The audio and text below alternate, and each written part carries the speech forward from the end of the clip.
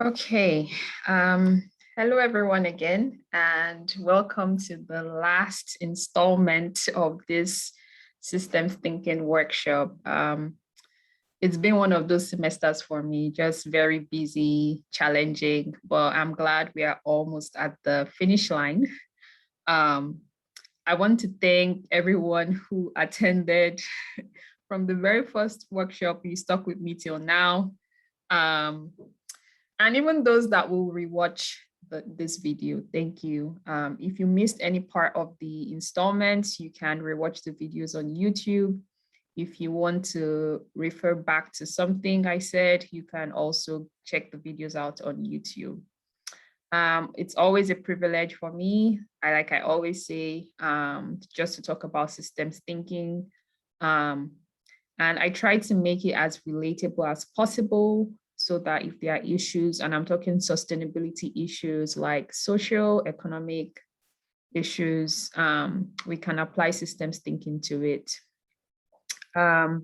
It's also I feel it's a responsibility to make sure that I effectively communicate the systems thinking techniques. And it should always be based on scientific facts and evidence. So I hope we have found this series useful so far. And I'm open to feedback as always. If you have questions, comments for me on systems thinking, just contact me. I'd also like to thank Todd again for the opportunity. I'd like to thank the Sustainability Institute and the Center for Teaching Excellence for sponsoring the workshop. Workshops and seminars like this highlight the importance of why we need sustainability as soon as possible, and why we need to start being sustainable. And the goal is not just to improve the environment, the goal is to improve the quality of our lives, of our well-being. So we should start thinking of building resilient and sustainable systems. And it's not just for today, it's for the future generations. So a win for sustainability is a win for everyone, which is why I'm always happy to talk about sustainability issues. So let's start today's workshop. And as always, the first thing is my book list. I added the last one, which is Systems Thinking for Social Change by David Stroh. The book talks about social sustainability issues like living conditions, like housing, general wellness. It kind of walks the readers through techniques he has used to help address social conditions. So that's the new book I added to the list. It's a really good book, and it helped me with this presentation actually. So as always, you know, I have an exercise for you. So today I want you to get a sheet of paper like I have, preferably used or recycled. As you can see, this is a recycled one. As long as it has 4 corners, that will work for this exercise.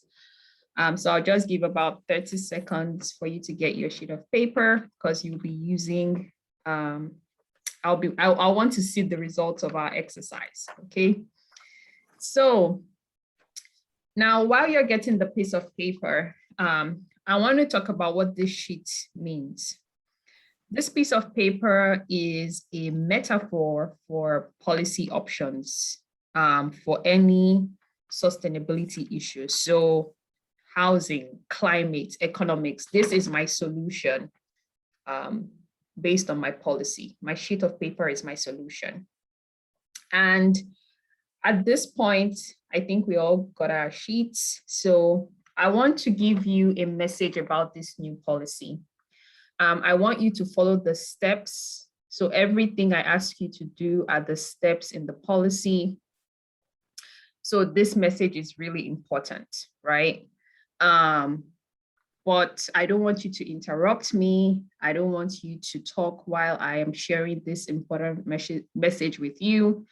Don't ask me questions, just do as I ask you to do. Do what I'm asking you to do.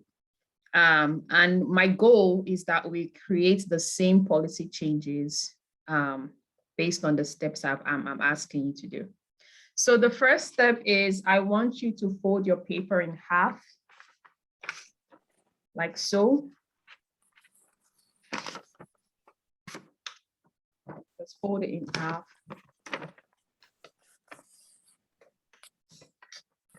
Once that is done, I want you to tear off the bottom right corner of the paper. So just tear off a piece, like so. Okay, now fold the paper in half again. And I want you to tear off the upper right corner of the sheet. Just like that. All right, that's the second step. And then fold the paper in half again and tear off the lower left corner. And this is like, yeah. I might need scissors. Yeah. No, Kate, you are interrupting me. Don't do sorry. that. Okay, now that we have all done that, I want you to open the entire sheet up. And let's compare what we have. No, Kate, I see yours is like, the middle of yours is so accurate. It's not like mine. Why? Odd. Your bottom sheet is also not like mine. Just look at that. Just look at that. Look at Todd's own. Mm-hmm. Do we see the differences in our policies? Now, I have very good and intelligent people on this call, and you were following my instructions. So why didn't we get the same patterns on our paper? Well, I think as we were folding and turning our paper, we were maybe had things oriented differently. So whatever was the lower left or the upper right was different for different people. Exactly, right? Any other thing that you noticed with the exercise that we just did? Yeah, that maybe metaphorically, those are the biases we take into what we're doing, right? How our bodies move, maybe we're left or right-handed, up and down might be different because we're not actually next to each other seeing you, even though we all the same directions. So I wonder if this in a way reflects the biases we bring into whatever we do that impacts why we might not all end up in the same place, even with the same instructions. Right. And so both of the things you have said that is right. The first thing is I wasn't permitting questions. It was a one-way communication. And even in some cases, previously, I'll just say, get a sheet of paper, and people would get different kinds of sheets of paper, like the ones with lines, the ones that are small. So that one-way communication is not a good thing for policy changes. If you want, changes, you don't just come out and say, I want to make this change. There has to be like a communication process between the people you're asking to do this change and, the change maker. There was also very ambiguous vocabulary, which both of you kind of touched on. I was saying fold in half, upper right hand corner, and that can be interpreted differently because from my side, upper right corner is different from your side, upper right corner, right? So just the ambiguity in what I was saying also would not allow people to get whatever policy changes that you are trying to do. And then I think the most important thing was just there was no common understanding of the final goal, right? I asked you to get a sheet of paper. You don't know where I'm going with my vision. You don't know what I want to do with that vision. So you're just following the process. You don't know what the final results looks like. And that is why it's very important that people share a vision of the policy changes they want to make. If you're telling me that you want to make this very significant change and I can't see a vision for it, it will be very tough for me to buy into what you're saying. And by seeing the vision, you have the same understanding about whatever options or whatever steps in the process. So when people come to a snag or a challenge, because they've seen the vision with you, they understand what you're talking about, you are communicating effectively, then it's easier to implement for everyone. Okay, so have you recently experienced a situation where you were just blatantly told what to do, you were not given a vision, you don't have the same understanding of what the person is trying to change? Has anyone experienced that recently? I know this is being recorded, but you can put it in the chat. You don't have to discuss that. But you know, I feel like we experience that a lot, right? You just at work, professionally, in personal lives. You know, I recently moved to a new place with my husband, and he was seeing the vision of decorating the house in one way, and I was seeing it in another way. And there was sort of a clash there because we did not share the same understanding of what we wanted to decorate the house like. So I know we've experienced this. So yeah. RCM budget. Yeah. Yeah, a lot of people still have a lot of questions, and that is because they are not seeing the vision. Yes, maybe there's some sort of communication, but it's not enough. It's not, people are not seeing why we should change the model. And so there's going to be a lot of, just not a lot of buying at the beginning. And the funny thing is that budget model might be, it might be better, we don't know. But if people don't see that vision, it's very difficult to accept the policy change. So that's my exercise for today. I wanted to remind you of just some of the things that we've done in the part 1 and part 2 of this series, because this third part builds on what we've done. And just picking out just few points from them. So we first learned about the iceberg model and the fact that the highest leverage points are at the model and structure levels if you want the biggest change. In the second workshop, we looked at the fact that sustainability includes social, economic, and environmental. I think we also did this in the first one. People are always focused on environmental issues and leave out social and economic issues. But specifically in the second one, our well-being for social and economic issues depends on us having the resources to meet our basic needs. So if we don't fulfill the social and economic sustainability part, it will be difficult to get into the environmental issues part, because our inner well-being is what will give us creative ways to care for our planet. Other things that I really want to emphasize is that we need a function or a goal. Your system is interconnected, it's interacting, it's interdependent. And if you don't have a goal, it's going to be very difficult for people to see what the changes they need to make in the system. Other things is that we are all systems thinkers. We just need to change our thinking or our state of mind to match the complexity of our environment. And I've said this before, we were all born systems thinkers. We are just put into the human system that changes our thinking. If you think about a light bulb, it's either in the on or off state, right? It can either be on or off. But whatever state it is in, the system that makes it work remains the same. The only difference is you are either on or off. And how does that relate to systems thinking?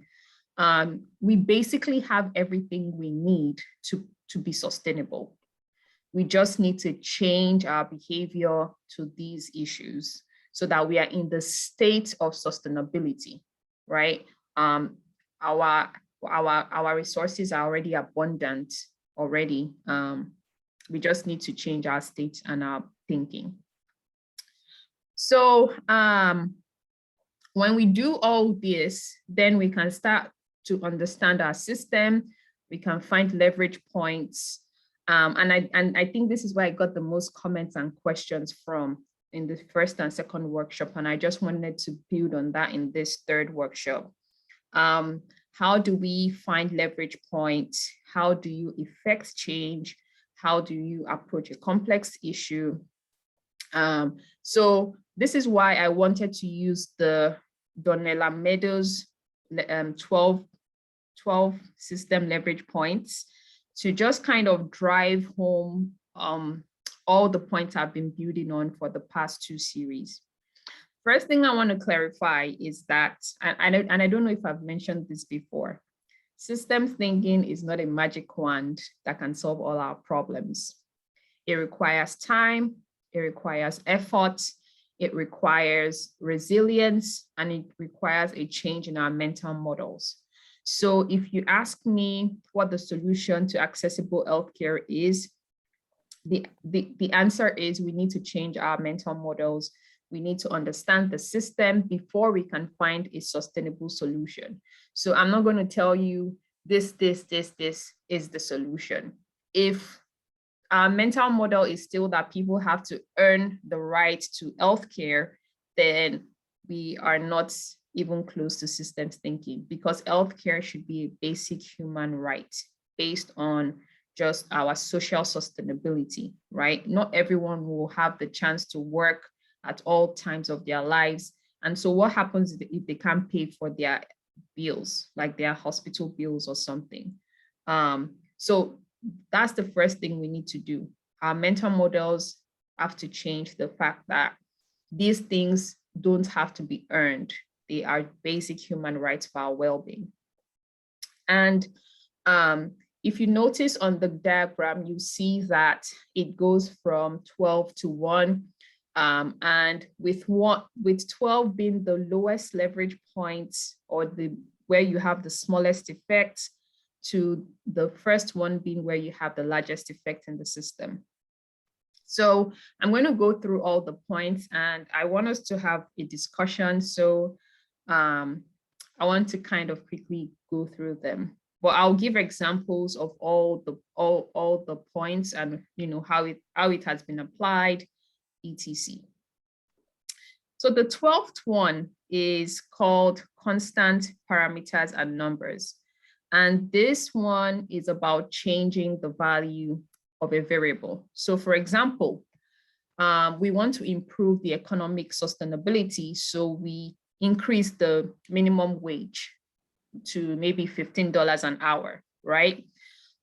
Maybe this will encourage more people to go back to work. I don't know. But this is what we mean by numbers. You are changing the numbers of a particular system to effect change.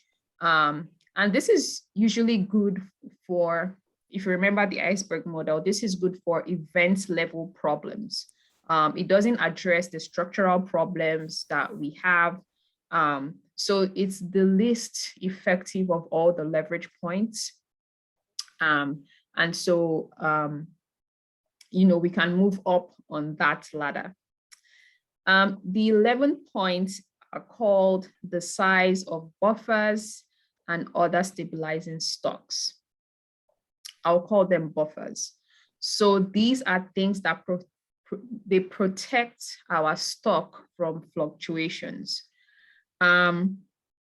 So think about it, or let me use an example. The Affordable Care Act is a buffer because the number of uninsured Americans, it went from 16, about, I don't know, maybe 20% to right now we're about 9%.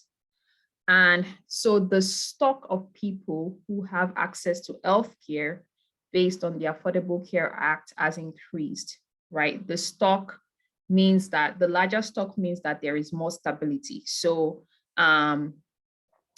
it means that more people are getting access to insurance. It means that you are saving thousands of lives. It means that you're strengthening the healthcare system. So the buffer increases the stock, which means that there is more stability there. Okay, and this means that whenever you have an increased buffer, it just means there's more stability in that system. All right. The 10th leverage point, I would say, is the structure of material stocks and flow. And don't be intimidated by my diagram. And basically what the leverage point is here is that when you want to effect change in a system, you change the stock and flow structure of the system.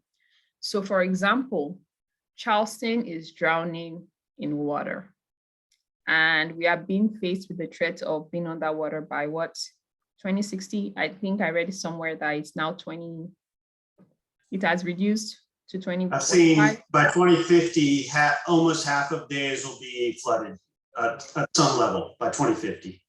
2050, right, thank you. So I think the last proposed solution I saw were seawalls. And the seawalls are supposed to prevent storm surges, right? Now, will this work? I don't know, but let's go with the assumption that it will work. So by diverting the structure, by changing the structure of the Charleston area, by putting in seawalls, we are hoping that this will help effect the change and reduce flooding, right? Remember, your leverage points are just where can I make, changes to this system where it will be better for everyone. So if my seawall will change the structure of the flooding system, let's assume that we do this within the next 5 years, approvals and everything, there will be a change in the structure, there will be a change in operations. Maybe we will not even, be under the threat of flooding. The problem with changing the structure of systems is that it's always very expensive. And I think the proposed bill for the seawall was like $1 billion or something, if I remember correctly. So it's always very expensive to implement if you want to change the entire structure of the system. And so that is something to keep in mind whenever you are changing the structure of the system. And the 9th point is directly related to it. It's called length of delays relative to the rate of the system. So let's go back to the former seawalls example.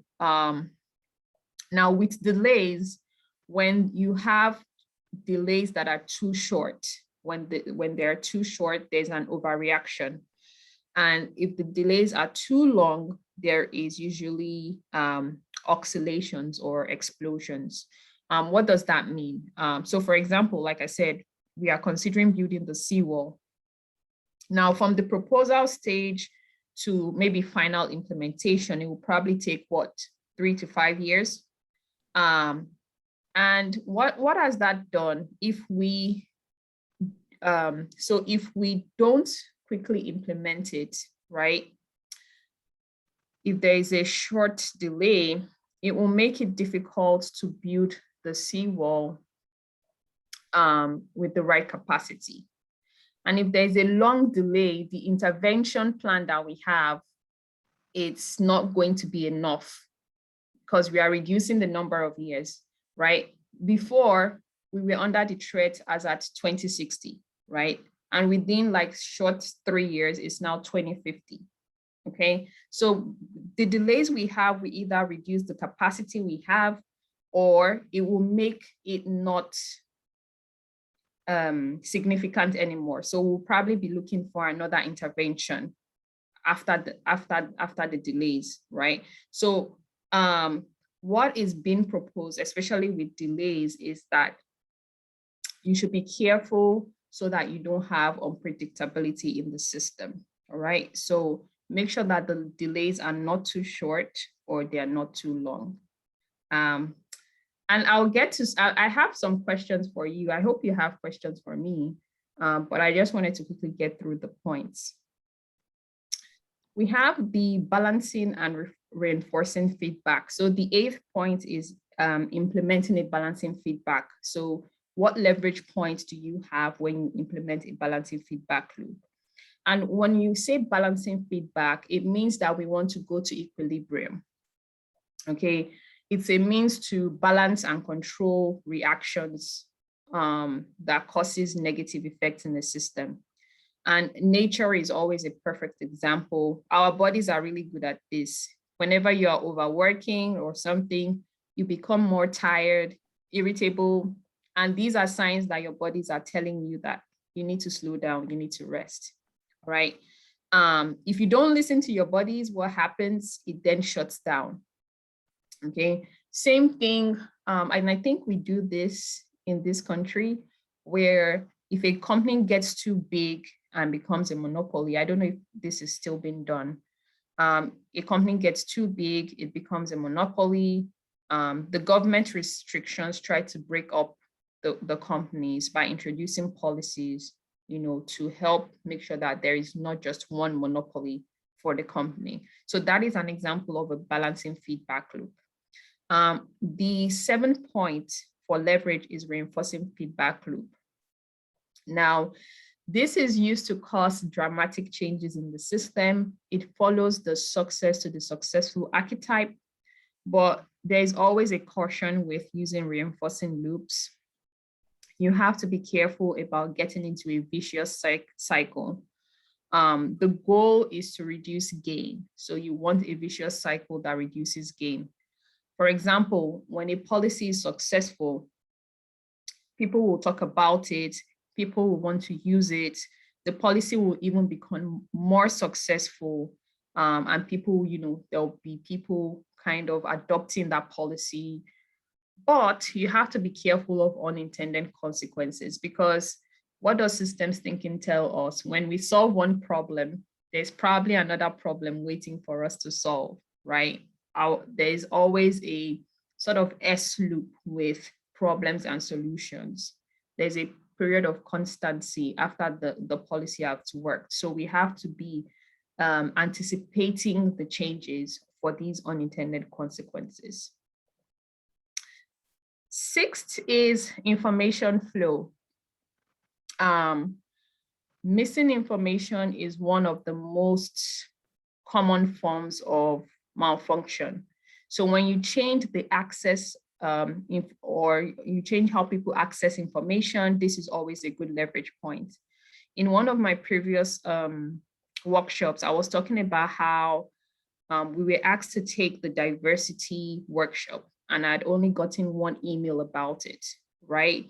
So it makes people not see it as important, right? But if I'm spammed with that email, I don't want to be spammed, but you get what I'm saying? Like if it's constant, if it's like, reminders, it gets me thinking about it. I don't want to see that email anymore. And when I see the email, I don't want to feel guilty about it. I would want to do something about it, right? So information flow is very important as a leverage point for people in a system. But you have to put reasonable checkpoints there. And when I say reasonable checkpoint, people don't want to be spammed. They don't want to feel like they're being bothered. And this is the reasoning behind road signs. When you're traveling on the road, the information you see posted is supposed to help you make rational decisions about your driving choices, right? The only thing we need to be careful about here is misinformation or false advertising, because that can skew people's opinions about issues in the system. So this is always a very good leverage point for whenever we need to change anything in the system. This is the one I feel like we are maybe all familiar with, and these are rules of the system, and you can have them as incentives. If you want to understand the deepest malfunctions of a system. You want to understand the deepest malfunctions. Pay attention to the rules and pay attention to who has power over them.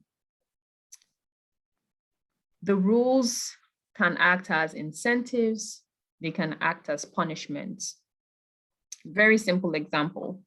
The city says if you bring in at least 2 recycled bags of products every month, you get a free pass to Disney World. What do you think will happen with that rule? More people are going to be recycling.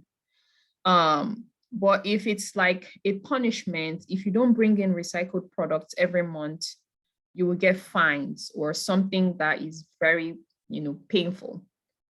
This will force people to recycle. Both are leverage points, but we have to be careful also not to take advantage of people and not to, not to take advantage of the system, because when you are in control, when you are the one in control, there is, there is the opportunity, I would say, to want to use your power inappropriately.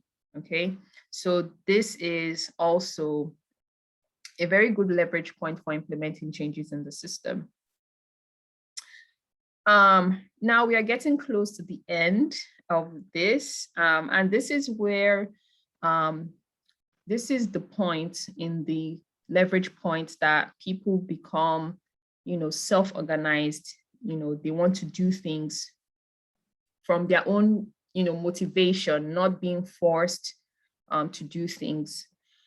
So this one is the power to add change, evolve, or self-organize. I call it self-organization. In biological systems, this is what we will call evolution, right? For example, some environmentalists say that if the world comes to an end, like literally, humans will not survive it, but the earth will evolve into something else, right? Just because we've seen in nature that there is some sort of evolution going on, whether or not we are helping care for the planet. So this is where the strongest form of system resilience can be built. We need sustainable systems, and to have sustainable systems, we need to be resilient. So for example, in a housing crisis, the solution is not to build more affordable housing and apartments. The solution is to be self-sustainable, to be self-organizing, is to create opportunities that provide support, that provide services, that allow individuals to be self-sufficient so that they can afford to buy a house. They can afford to buy an apartment without thinking twice about it. So this 4th leverage point really builds on the fact that our systems need to be resilient. All right. The 3rd one is the goal of the system. And at this point, we are looking at the purposes or function of the systems. For example, our national parks are mostly known for tourist attractions, hiking trails, etc. But what if we change the goal of the national park? What if we change it from tourism and recreation to something like biodiversity conservation or protecting the ecosystem? What if that is the goal of the national park? This will definitely change how the parks are used, right? Another example is, and I gave this in the 2nd workshop, if work didn't start with money, but started with well-being, right? That is, when you are working, regardless of where you work, you have access to basic human rights.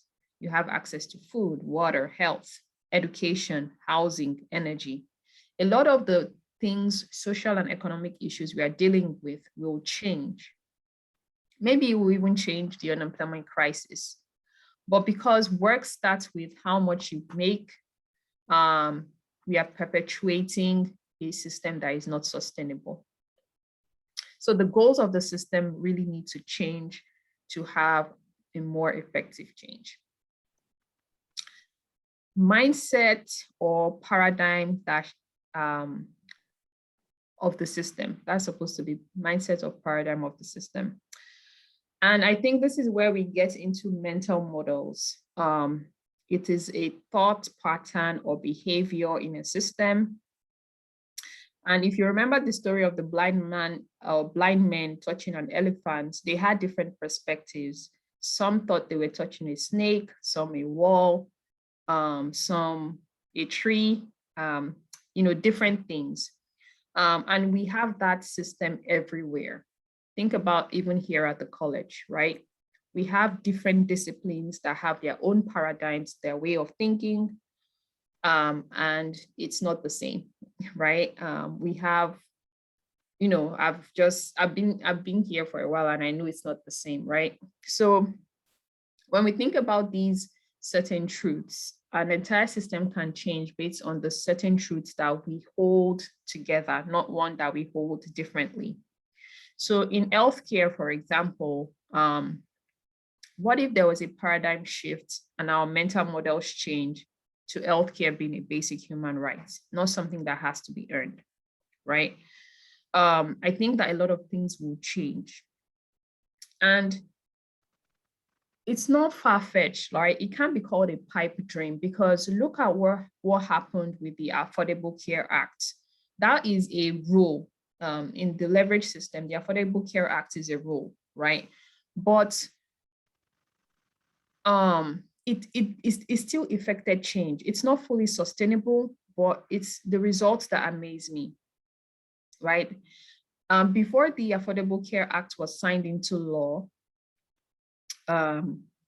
diabetes is 60% more common in Black Americans.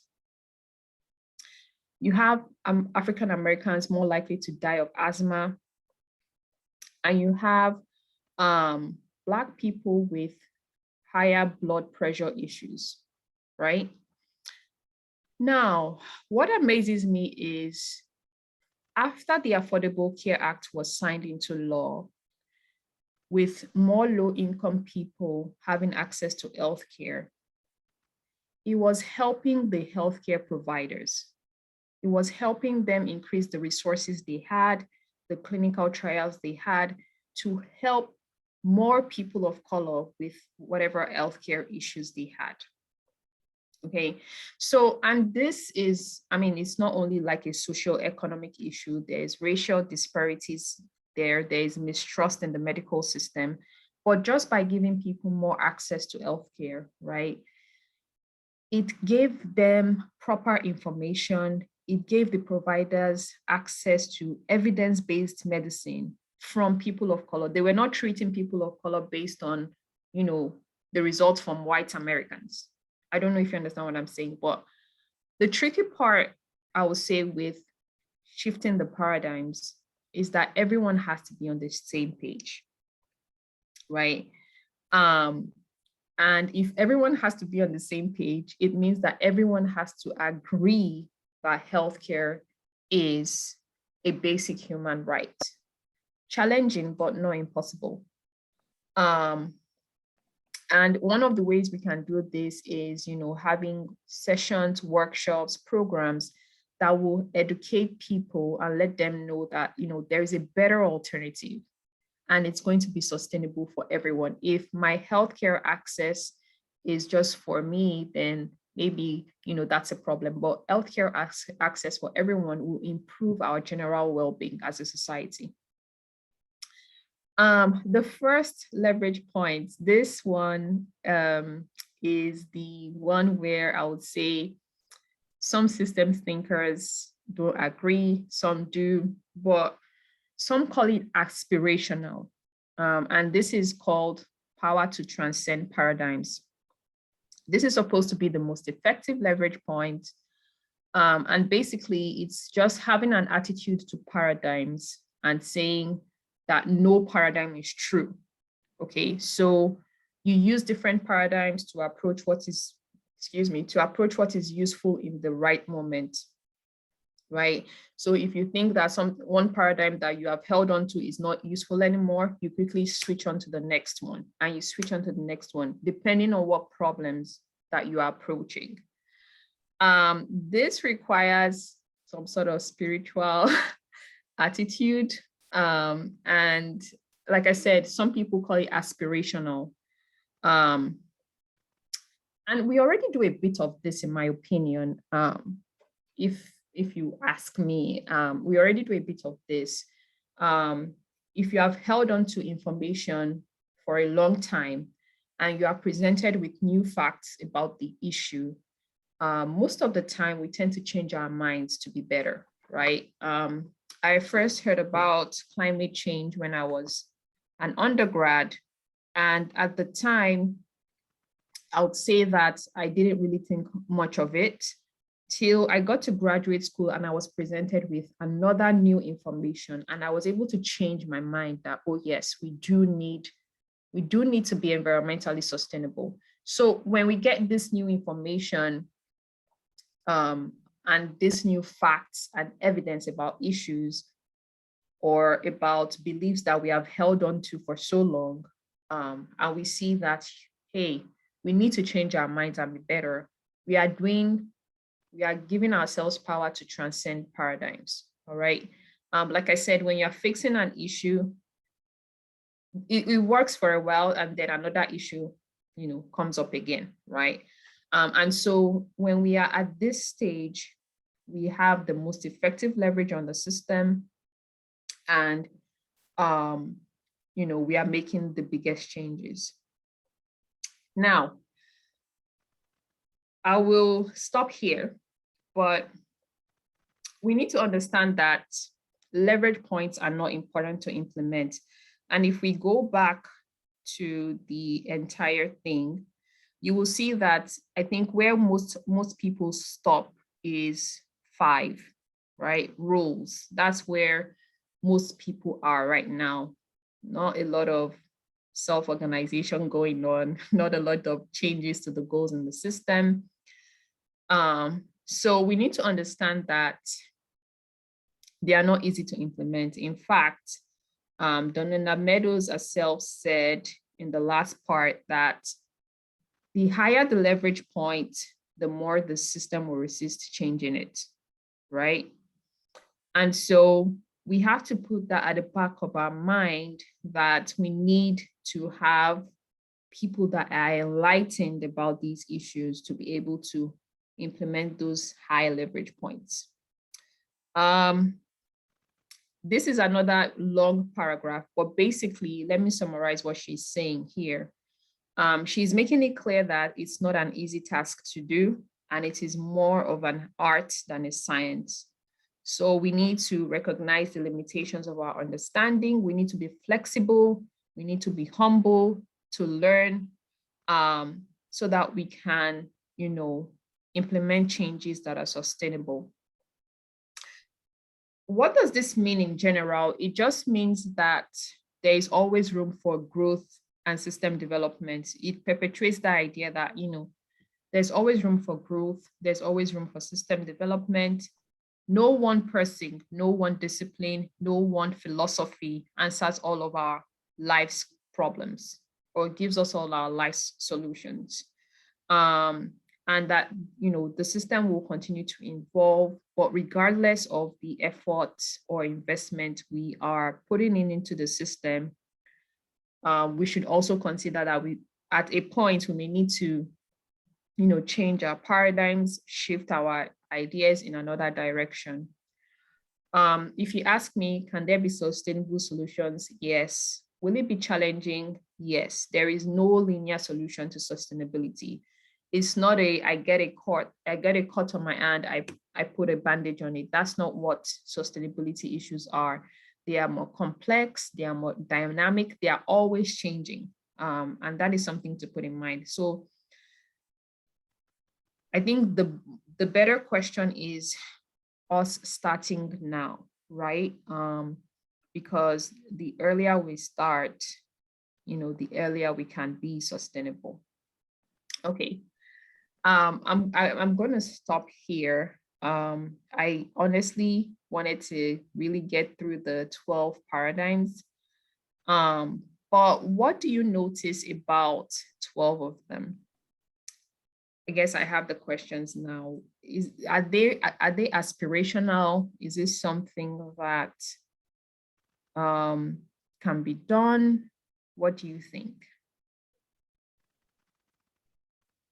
Yeah, I thought like just the last thing you were saying, the earlier we start, the easier the change. And so like one of the things that made me think about are all the graphs of sort of meeting our net zero goals by 2050, and how if we had started this back in the late 90s, it would be a gradual change. And the longer we delay, it's more of like a cliff that we really need to go off. And of course, that's going to be more painful and more disruptive because it's going to require such an abrupt change. And it just seems that much more unlikely. So that's one of the things that what you were talking about in terms of the earlier we start, the easier these changes are. I can definitely see that come up in terms of our goals around addressing the climate crisis. Yeah. And I think I also need to emphasize. Go ahead, Laura. Hey, I'm so sorry. I just want to apologize. I ended up with a meeting at 9:40. Oh, you just muted yourself. You just muted yourself. Please. Okay. I have a meeting that got scheduled at 9:45, and then I was running a little late, and I was like, do I even come online? But I didn't want to miss this because I think what you're saying is so. Oh. Did she cut off? I think she's a little frozen. Okay. I'm going to end the recording here, but we can that'd be great. Yeah, so we can continue the conversation outside of this. But thank you everyone for joining, and I will see you in another systems thinking workshop. Let me stop the recording now.